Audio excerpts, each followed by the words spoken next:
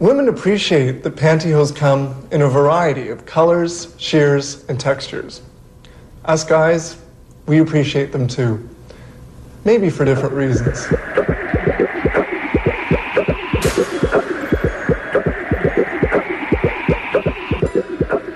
Making a nylon stocking takes only a few minutes. However, it's a complex operation that involves the knitting of 5 to 8 threads as fine as a hair.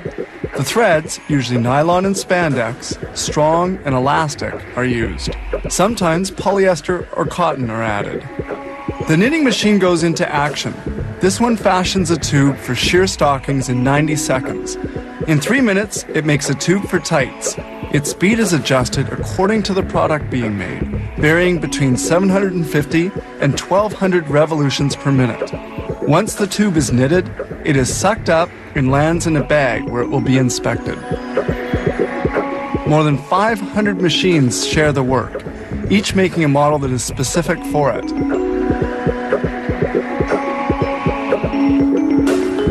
The two ends must now be joined. This automated machine assembles the two tubes together to form the pantyhose.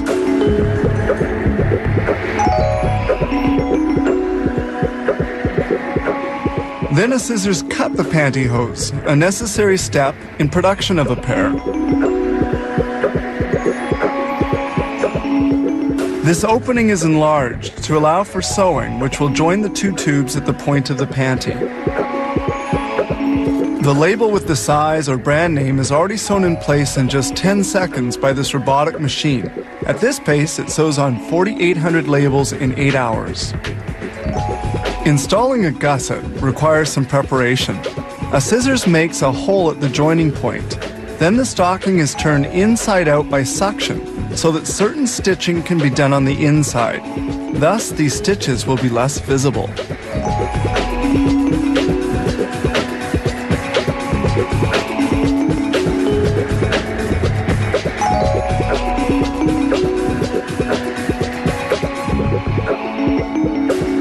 Now the foot must be sewn. This robotic machine places the foot in position.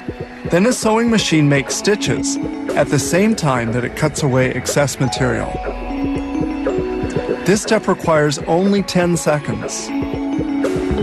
Then the pantyhose is turned right side out, again using suction.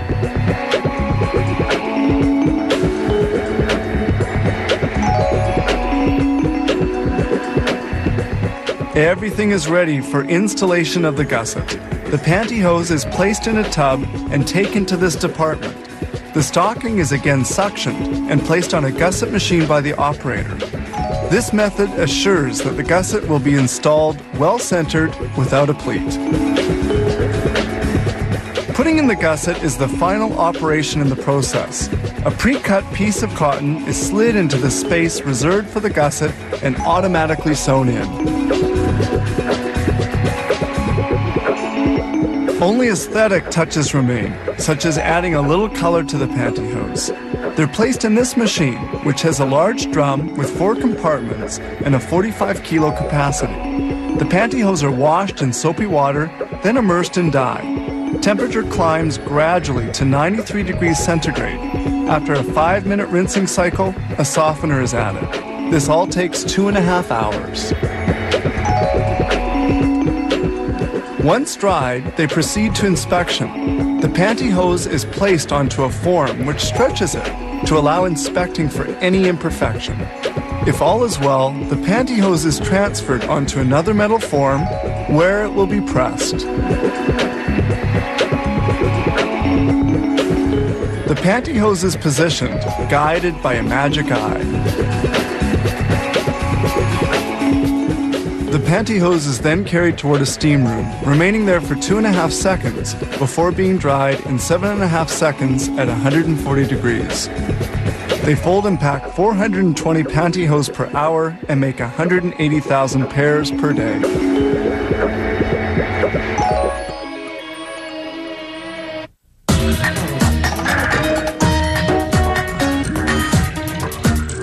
Besides providing light as cool white, or with a rose-toned color, fluorescent tubing is also known as being a very low energy consumer, which is probably why we find it in so many homes, factories, and offices.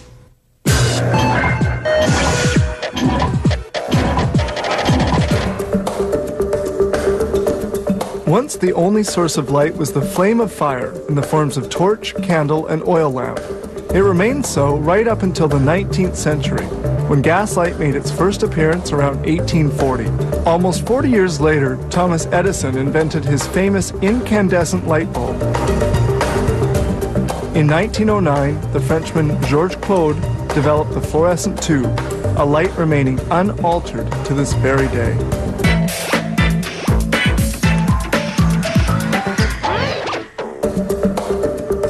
Did you know that mercury permits us to see in the dark? The production of fluorescent lamps is highly complex. The fabrication process starts with glass tubes that have been meticulously cleaned with warm water to remove dirt and impurities.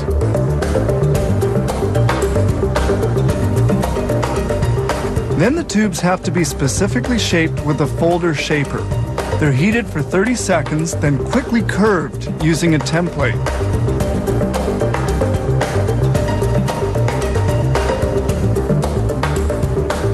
This automated machine can bend 14 tubes a minute.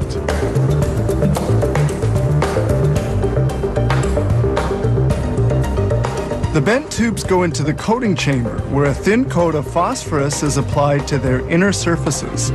It's phosphorus which produces light by transforming ultraviolet generated by the ionization of mercury. Then the surplus phosphorus is removed from the ends of the tube to facilitate sealing them. They now move to the electrical components. The cathode mount is made in this auto mount. Here they make the wire carrying current from the mount.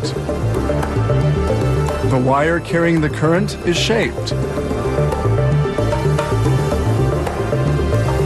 And here the wire is heated. This prepares it for the next step because it's essential to prevent the cathode coating from spreading to the prongs. The filaments are inserted into their mounts. The emissive substance plays a crucial role.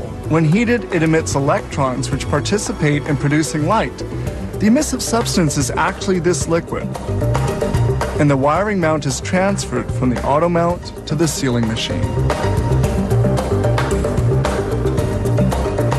At this stage, the wiring mount and the glass tube are finally joined. Sealing is done at a very high temperature.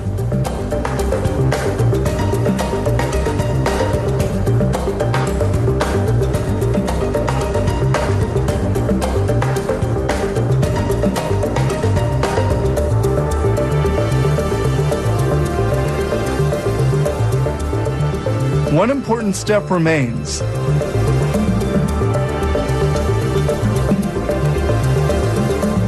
This is where the glass tube is emptied of air and filled with gas. This machine also decarbonizes the tube and introduces the drop of mercury, essential for producing light. Once the very tiny drop of mercury is injected into the tube, the production process for making the fluorescent lamp is now nearing completion.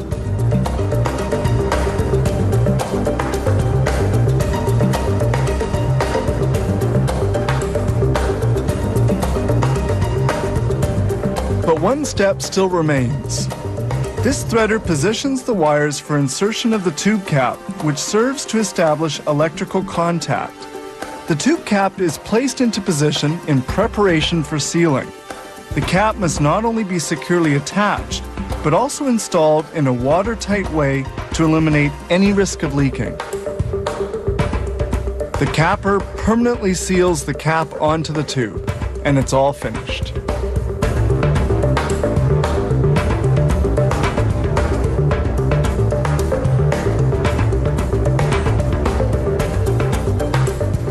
Each lamp is tested on a large testing wheel to verify its quality and good functioning.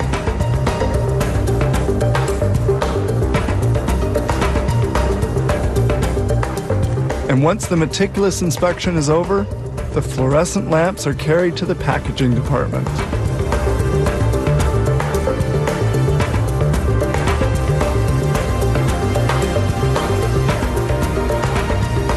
A robotic machine handles the lamps and places them into the packages. The glass tubes have now become fluorescent lamps.